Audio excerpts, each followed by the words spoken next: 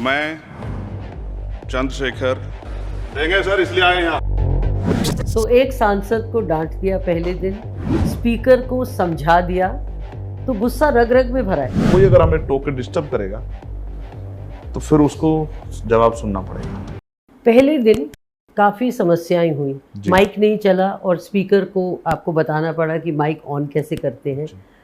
क्या क्या और सीखने को आपको लगता है संसद में सीखना पड़ेगा?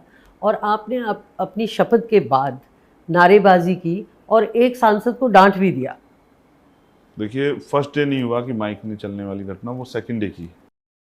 और क्योंकि हुआ ये है कि उनको ये कन्फ्यूजन हुआ कि मैं किस सीट नंबर पे हूँ, तो उन्होंने दूसरी सीट का माइक चला दिया। तो मैंने जब उनसे ऑब्जेक्शन किया कि मेरा माइक नहीं चल रहा है, तो उन्होंने मुझे कहा कि आप 1 मिनट रुक जाइए। तो तब उन्होंने वो मेरी सीट वाला माइक ऑन किया। तो देखिए, वो सब नया स्ट्रक्चर है। श्योर। तो मैं तो माँ के पेट से तो कुछ सीख के नहीं आता, मैं वहीं जाके सीखूंगा, और हमें कोई सिखाने वाला नहीं है। मैं बिल्कुल सच आपसे कह रहा हूँ कि मैं 2 दिन तक पीछे बैठा रहा, सबसे पीछे, ये देखने के लिए कि क्या कोई विपक्ष का साथी मेरा हाथ पकड़ के मुझसे कहता कि आपको हमारे साथ बैठना है या नहीं। और 2 दिन बाद जब मुझे महसूस हुआ कि ये यहाँ भी बाहर की तरफ अपने आप ही लड़ाई लड़नी पड़ेगी, तो तीसरे दिन जब राष्ट्रपति जी का भाषण हुआ तो मैं तीसरे नंबर की सीट पे था, जहाँ मेरे लेफ्ट हैंड पे प्राइम मिनिस्टर थे और राइट हैंड पे और बड़े बड़े जो पार्टी के नेता थे वो थे। क्योंकि सिटिंग अरेंजमेंट नहीं हुआ है तो कोई कहीं भी बैठ सकता है। तो मैं आगे इसलिए जाके बैठा कि भविष्य में मेरे साथ आज़ाद समाज पार्टी के और भी मेंबर्स वहाँ के बैठे।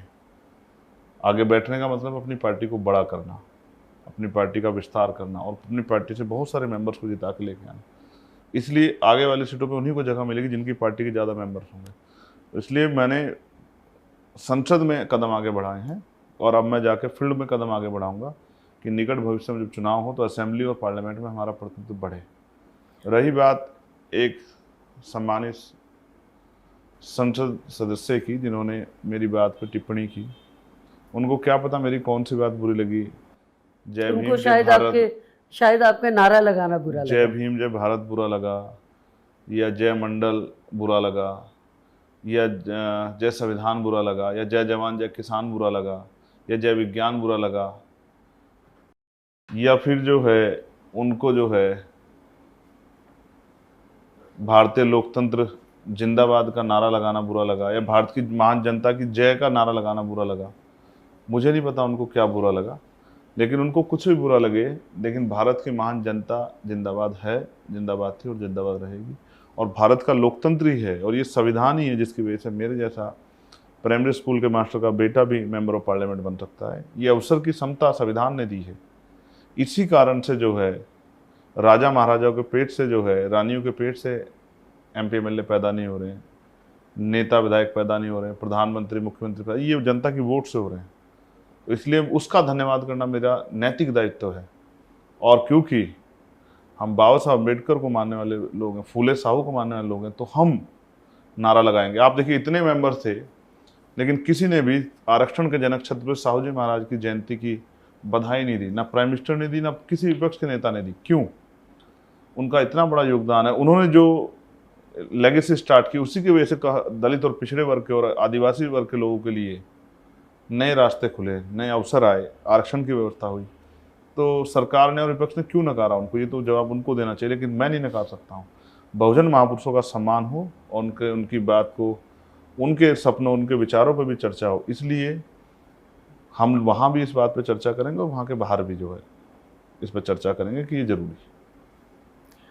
तो शपथ में जितना वक्त नहीं लगा उतना वक्त आपके नारों में लगा, तो ये क्या कारण था कि आपने मल्टीपल स्लोगन्स दिए और इतने सारे नारे दिए? इसलिए दिए क्योंकि ये सब नारे जनता से जुड़े हुए नारे हैं और महान पुरुषों से जुड़े हुए नारे हैं। आप देखिए, जय भीम जय भारत हमारी आइडेंटिटी है, भारत जिंदाबाद है, वो हमारा देश है।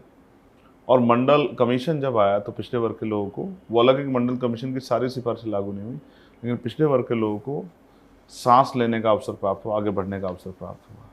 और जय जवान जय किसान, जिस देश के में हम बैठे हैं वो सुरक्षित इसलिए कि जवान अपनी जिम्मेदारी निभा रहा है, वो अलग बात है कि अग्निवीर के जरिए सरकार ने उसकी हिम्मत को तोड़ा है, लेकिन किसान के बिना तो पेट रोटी नहीं आएगी, और पेट अगर भूखा रहेगा तो इंसान काम कैसे कर पाएगा। तो मैंने हर उस शख्स को धन्यवाद किया, भारतीय लोकतंत्र को धन्यवाद किया, भारत की महान जनता को धन्यवाद किया, और उस भारत के संविधान का धन्यवाद किया जिसकी वजह से आप महिला होकर जो है एंकर बनी है, और इस देश में इंदिरा गांधी जी से लेकर तमाम महिलाएं जो हैं, और आज द्रौपदी मुर्मू जी जो महामहिम है वो भी राष्ट्रपति बनी है, ये संविधान की वजह से बनी।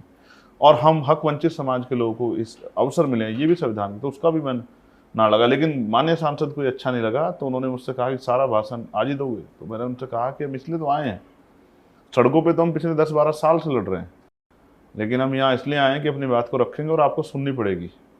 और जिन लोगों ने हमारे अधिकार छीने, मैंने ये भी कहा, उनको आदत डाल लेनी चाहिए कि अब उनको हमारे बात रोज़ सुननी पड़ेगी जब तक हमारे अधिकार हमारे लोगों तक नहीं पहुँचते। आपने कहा मैं उनकी आवाज़ हूँ जिनको इंसान भी नहीं माना गया, मैं उनकी आवाज़ हूँ जिनको जानवर मानकर कुचला गया। इस सेंटिमेंट के बारे में बताइए, और ये जो भावना है या जो आपको प्रेरित करती है उसके बारे में बताइए। देखिए, कहाँ शुरू हुई? आप नोटिस कीजिए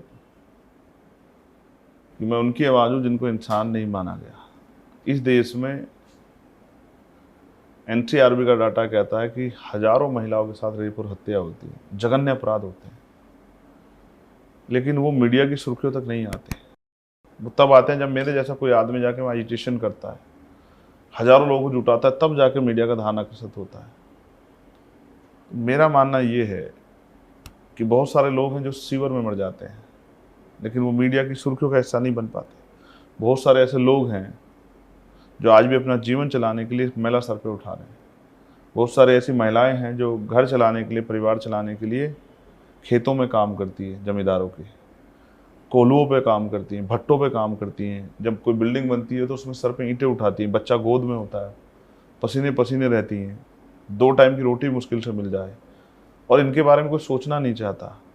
तो इनको भी सम्मान का जीवन मिले। देश की करोड़ों महिलाओं ने आज तक हवाई जहाज को हाथ लगा के नहीं देखा होगा, देश की करोड़ों महिलाओं ने आज तक हेलीकॉप्टर में बैठ के नहीं देखा होगा, देश की करोड़ों महिलाओं ने आज तक AC वाली ट्रेन का उस डब्बे में सफ़र नहीं किया होगा जिसमें सामान्यतः लोग कर लेते हैं। यानी कि देश का बहुत बड़ा तबका अभी भी हासिब है।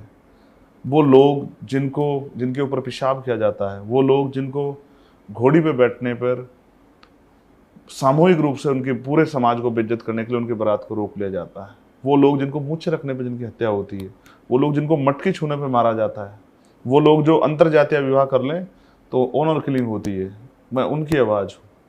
और उनको भी इज्जत सम्मान की ज़िंदगी मिले और अधिकार मिले। और आज़ादी के 70 साल बाद भी अगर उनको इंसान नहीं माना जा रहा है, उनके साथ इंसान जैसा व्यवहार नहीं हो रहा है, उनको इंसान जैसी सुविधाएं नहीं मिल रही है, तो मेरे जैसे व्यक्ति को इस पीड़ा को देश के सामने लाना पड़ेगा।